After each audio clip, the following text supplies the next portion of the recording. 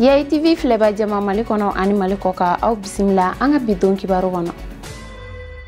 An b'an ka bidon kibaru daminɛ ni jamana kɔnɔ kibaruyaw ye. Festival Dibi ye ɲɛnajɛ ye min n'a bɛ dibisogo feerelaw ani a kanubagaw caman gɛrɛ ɲɔgɔn na. Ɲinan ta ko 9nan baaraw daminɛna Bamako Place 5 Centenaire la bi alamisa février kalo tile 8 san 2024 fo ka taa se février kalo tile 18 ma san 2024. Ɲinan ta denfaya talen do ka di an ka seko ni dɔnko minisiri ma ni o ye Mese Andogoli Gindo ye.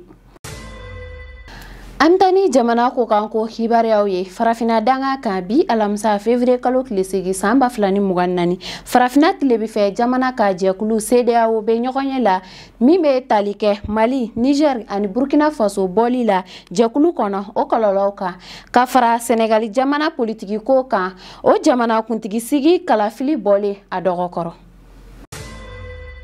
Alisa Anthony jamana ko kan ko kibaruyaw ye. Algérie ka kɛ ni pankuru kasara ye. Algérie lakana minisiri y'a yira k'a fɔ kunu araba su ka dugu jɛ bi alamisa la Algérie sanfɛ kɛlɛcɛw ka pankuru dɔ binna min kɛra sababu ye ka maa 3 bɔnɛ u ni na jamana saheliya fan fɛ.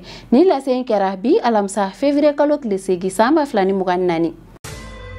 An b'a bidon kibaru kuncɛ Faransi Emily Gomis ale basketkɛla ŋana kɔrɔ ye a welelen tun do ka sɛgɛsɛgɛ wale dɔw la min bɛ tali kɛ banbaci wale hukumu kɔnɔ. Lamɛnniw kɔfɛ ni maa lakofɔlen bilala bi alamisa février kalo tile 8 san 2024. Ni ne bɛ dan sigi an ka bidon kibaru la aw ni ce aw ka ɲamadaliw la aw k'an bɛn diɲɛ waati wɛrɛ.